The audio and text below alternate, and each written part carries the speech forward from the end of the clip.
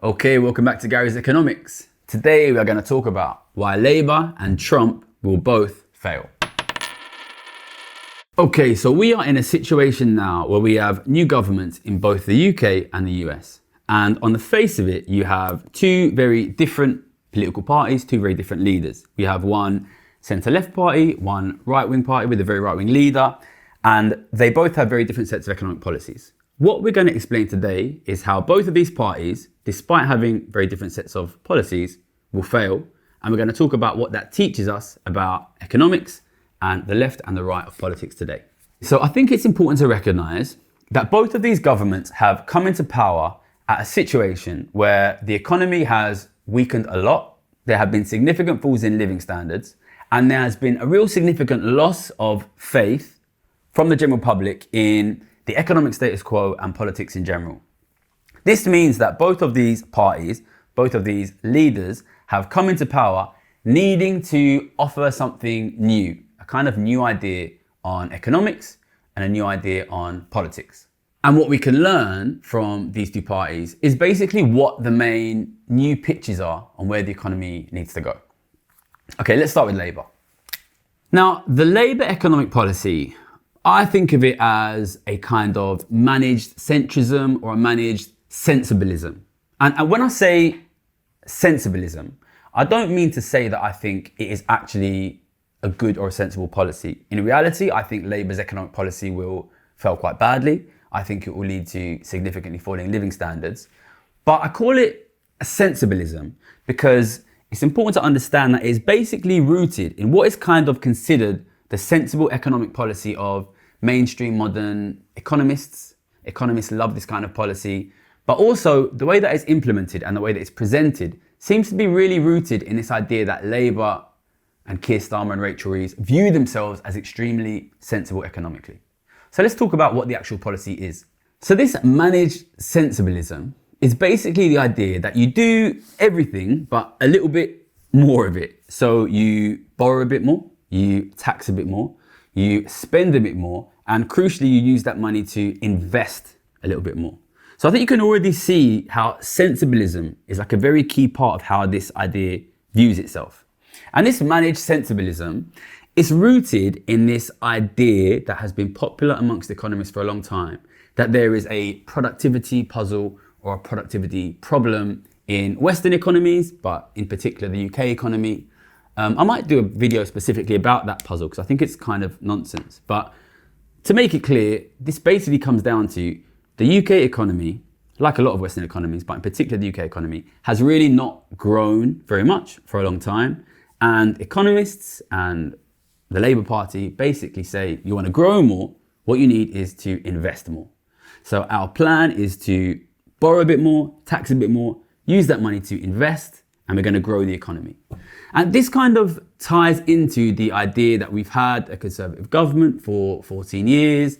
They were largely an austerity government. They tried to save a lot of money. They didn't really invest in the country. So there's this idea going around that we have crumbling infrastructure. So we need to raise a bit of money, use that money to invest in growing our infrastructure. So this policy, it sounds really sensible, right? We're going to raise a little bit of money. We're going to invest. Investment is great. Economists love investment. We're going to grow the economy, and we're going to fix all of our problems this way. So if it's so great sounding, if it's so sensible, why is it going to fail? Well, I think the first and most obvious way that we can see this policy is probably going to fail is because America, and in fact recently Germany, already tried it. They already tried this policy and did it work in those countries. So obviously in the US, we had the Democrats under Joe Biden in power for the last 4 years, and they basically went pretty aggressively into this kind of policy. In particular, they borrowed a lot of money, they spent a lot of money, and they tried to do a lot of investment. Did it work? On the one hand, the US has had higher levels of GDP growth, much higher than the UK, significantly higher than most Western countries in the last 4 years. On the other hand, they got pretty badly beaten in the election, which gives a good sense that the general public is not happy with the policy or with the government. This kind of raises like an interesting question. There's this idea that has been going around, in particular in the American media, a lot in the last couple of years. There's a phrase which is the vibes are off. I don't think I've spoken about this phrase on the channel. I kind of love this phrase because it tells you kind of everything about modern economics today. So the vibes are off is an idea popular in American economics, the economic press, which is that the economy is actually really, really strong. And because of the strength of the economy, it doesn't make any sense that the public are so unhappy. And the actual problem is just that the public is somehow picking up on some like negative vibes. And the reason for this is something which I speak about a lot on this channel, which is economists, they love to look at these kind of big macro aggregate measures of the economy. So in the last few years, GDP growth has been quite good in the US, unemployment has been quite low, and inflation has been falling. So from the perspective of an economist, they're looking at this and they're saying, oh, the economy is good, the economy is good. What you need to understand is most economists, especially most influential economists, are rich people from rich families with elite degrees and well-paid jobs. So what these guys are seeing is, good top-level numbers, GDP growth, inflation, unemployment. They themselves, their personal financial position, their family's financial position, their community's financial position doing really well. And they don't really see the fact that increasingly in the last 3-4 years, your average American, just like your average English or British person, is increasingly struggling to pay the rent, pay the bills, in many cases even pay for things like food and heating. And this basically is the same problem that I talk about a lot on this channel. Economists just look at the big picture numbers. They themselves are rich. They don't see that as inequality rises quickly, it is possible for the rich to do very well whilst the poor fall deeper and deeper and deeper into poverty. And Labour are making this exact same mistake, basically. They will focus exclusively on the economy and growth, GDP, all of these large, big picture numbers. But we are sitting here in 2025, just after COVID, which saw an absolutely unbelievable, enormous increase in wealth inequality. If you don't deal with that, then living standards will continue to fall for the poor and for ordinary people. You simply have to deal with the growing inequality of wealth. Living standards were falling for ordinary people even before COVID because they were increasingly unable to compete with the rich for resources. Since COVID, inequality is much worse. This is what I've made my money on. This is what I've made my history on. The situation is much worse now.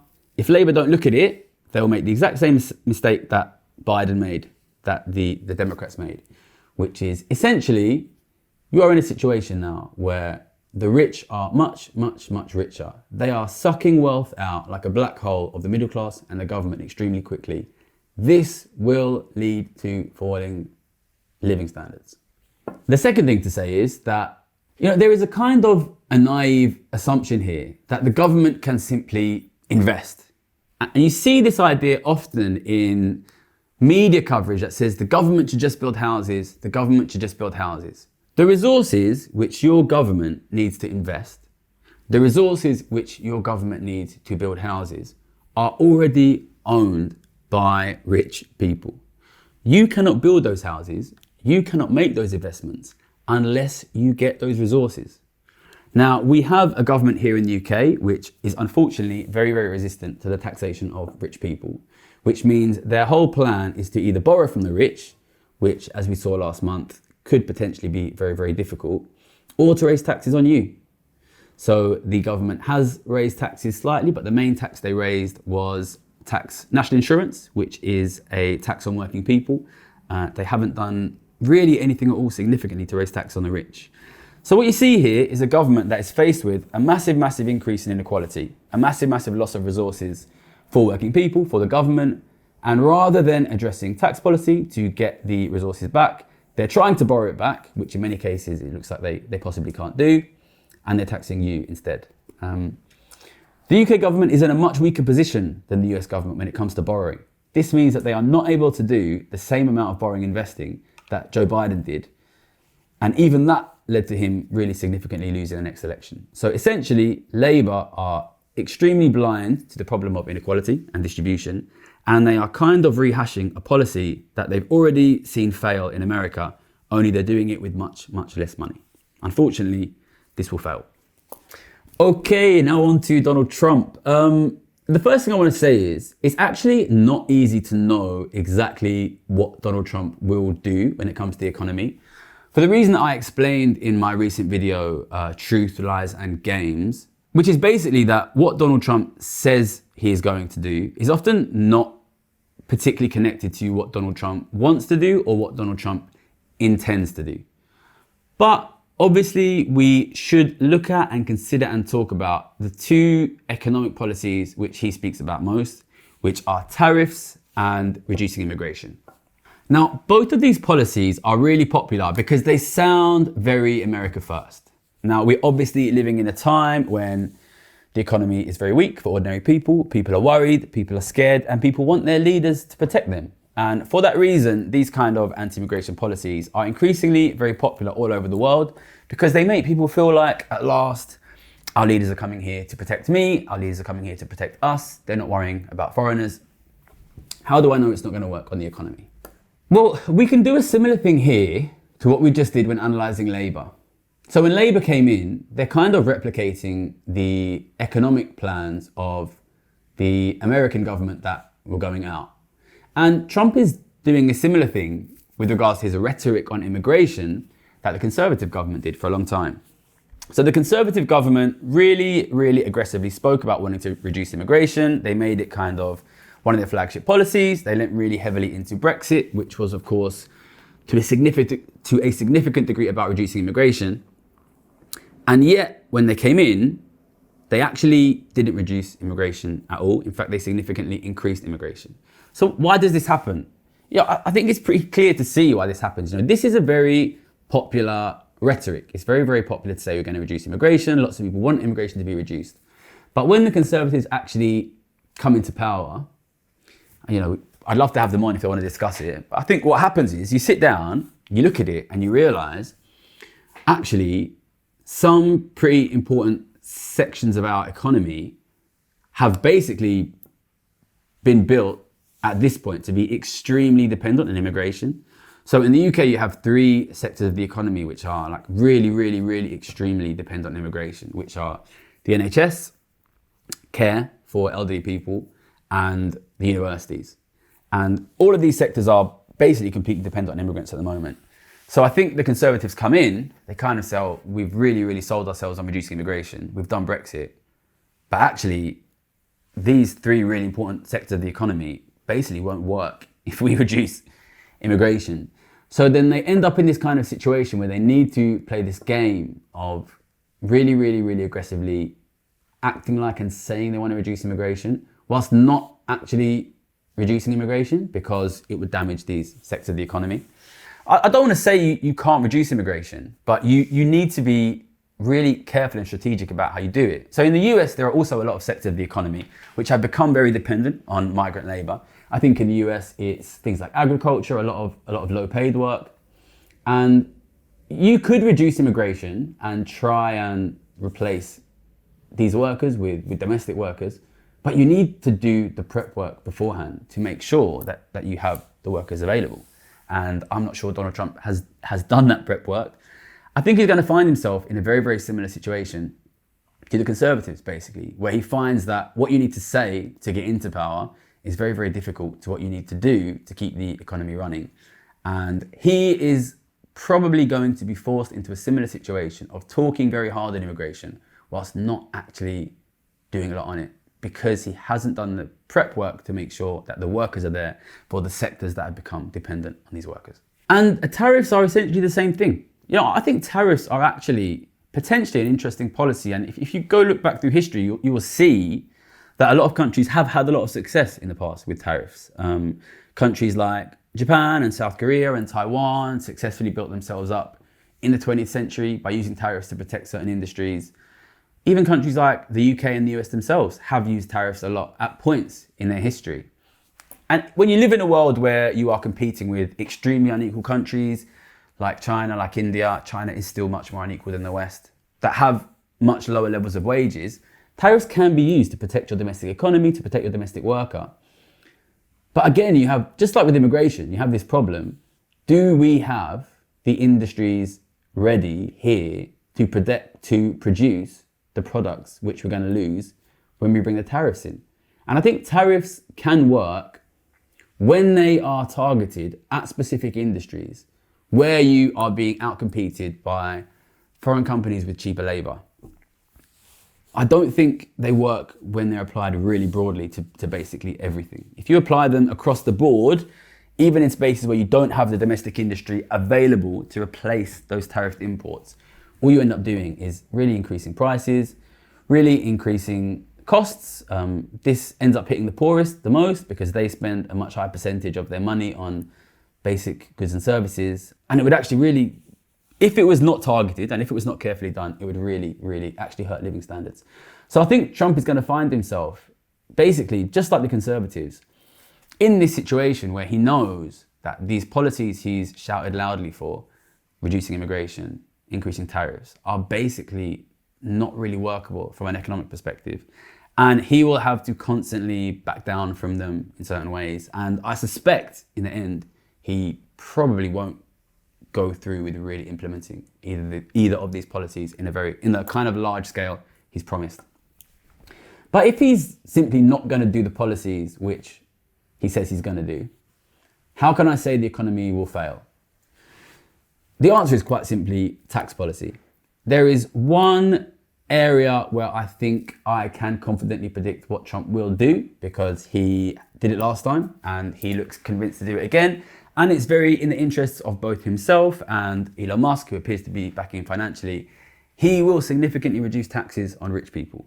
And he will fund that probably by slashing government spending in some cases, which will often cause a lot of people to lose their jobs, cause a lot of people to lose support. And he will fund it by raising taxes on ordinary working people. Let's assume even if he didn't raise tax on working people, is it a problem if Donald Trump massively slashes taxes on rich people? How does that affect ordinary people's living standards? Okay, I've said this a million times on the channel, but I am going to go through it really clearly for you again because it is really, really important when you are considering Donald Trump's policy to slash taxes on the rich. When rich people get an enormous amount of money, that is bad for you. That is bad for your living standards. I'll explain why. Money is not a real resource. Okay, money is not food, money is not housing. Money is a competitive resource. Money is a distributional resource. Money is the resource that we use to determine the allocation of the real resources. If rich people get an enormous amount of money, they will use that money to buy the things you need. They will outcompete you and your children for housing. House prices will go up. Your kids will not be able to afford a house. That means they will rent for longer. That means they will have to borrow money from the rich to buy houses. They will pay more interest, okay? Once the rich have more assets, inequality will be higher and they will start to use more of the consumption goods. They will use more land, they will use more food, they will use more energy, they will use more goods and services, and you will get less of these things. Listen, I know economists don't talk about inequality much. That's the reason why I am a multi-millionaire and most economists are not, because I made my money by understanding that inequality hurts the economy. If you've not watched it yet and you don't understand the argument I've been making for a long time, that inequality hurts your living standards, I really recommend you watch the first video on this channel. I opened this channel because I saw at the beginning of COVID that governments were going to give out enormous amounts of money. That money would go to the rich and that would cause a collapse in your living standards. That has happened. I predicted that in June 2020 because I understand that inequality affects living standards. Of course, the distribution affects living standards. Donald Trump will oversee a massive cut in the taxes of rich people, and that will make your living standards worse. That is how I know that Donald Trump will fail in the economy, for the same reason I know that Keir Starmer and Labour will fail in the economy. Because both of these governments, both of these leaders, despite in theory sitting on opposite sides of the political spectrum, will oversee a continued increase in inequality, which will lead to a continued decrease in living standards. Just like Obama did, just like David Cameron did, just like Boris Johnson did, just like George Bush did, all of these presidents and prime ministers, be they red or blue, all of your leaders have overseen a rise in inequality. And that is why your living standards are falling. And that is why your kids and your grandkids will be poor. The message that I want to give here is stop worrying about all of this red, blue bullshit, okay? It's red, blue, and every single time you get poorer and your kids get poorer and the politicians and the wealthy people who fund them get richer and richer and richer and richer. Stop arguing about the right, left bullshit and start protecting your resources. Start protecting your wealth. Follow the money. Follow the money. Who is getting richer? Who is getting poorer? Whose taxes are going up? Whose taxes are going down? Who is finding it harder to buy a house? Who is buying 10 or 20 houses? Follow the money. Look at the distribution. This is what matters to protect the financial position of your kids and your grandkids. Listen, you are losing your wealth. What you have here is a massive boat with a hole in the bottom. And one group of people is telling you to row more sensibly, and another group is telling you to kick out the foreigners, while you and your family and your community are hemorrhaging your wealth to those people and the people that fund them. You're bleeding to death here. Donald Trump is an extremely wealthy man funded by the richest man in the world. Keir Starmer is a rich man funded by a very wealthy man. These guys are getting richer, okay? It's you guys who are getting poorer. You need to protect your position. I want to end this by addressing a question that I've gotten a lot in the last couple of weeks. I spent the last couple of weeks traveling up and down the UK a couple of times, talking to groups of people all around the country. And a lot of people asked me, if you were Chancellor, what would you do? And when I hear that, what I hear is people who are worried about what is happening and they want me to fix this quickly. I want to make this clear to you. We're not going to fix this quickly. It's not that easy. It's not going to be easy. The richest and most powerful people in my country, in your country, wherever you are going to try and stop this, okay? They are getting richer from it. The politicians, the economists, they are getting richer year after year. They're going to attack me. They're going to attack the things that I'm saying. Even if I was to get into power, these guys would try and lobby to put holes in the rules. They would try and get the newspapers to say it was nonsense. They try and stop it. It's not going to be easy. It's not going to be easy. Look, your grandparents and your great-grandparents lived in poverty and they fought for generations and generations and generations. And that is the reason why you don't have to live in the kind of poverty that they live in. Because they came back from the war and they demanded food, housing, education, healthcare, and they got it. And they got it by taxing the rich. They understood that the only way to protect working people was to tax work less and wealth more. You need to fight that same fight. There's a quote by the old politician, British politician, Tony Benn, that I like. He said, "There's no final victory and there's no final defeat. There's only the same fight to be fought again and again and again. So toughen up." Listen, I don't do this work because I think I'm going to win. And I don't do this work because I think it's easy. I do it because I know if we don't fight this fight, if you don't fight this fight, this economic situation gets worse and worse and worse and worse. But we've done it before. Your grandparents, your great-grandparents did it before. They demanded that instead of the rich getting richer and richer every generation, wealth flowed back to the working classes. And they recognized you do that by taxing the rich. Listen, the government in my country, the government in your country is going to fail. The only people who can protect ordinary working people is you. You can do this. You have to do this. One last thing. If you're wondering why there's a bouquet of flowers over my shoulder, that's from Penguin, the publishing corporation, for the book being #1. Thanks for your support. You can do this. We can do this. Good luck.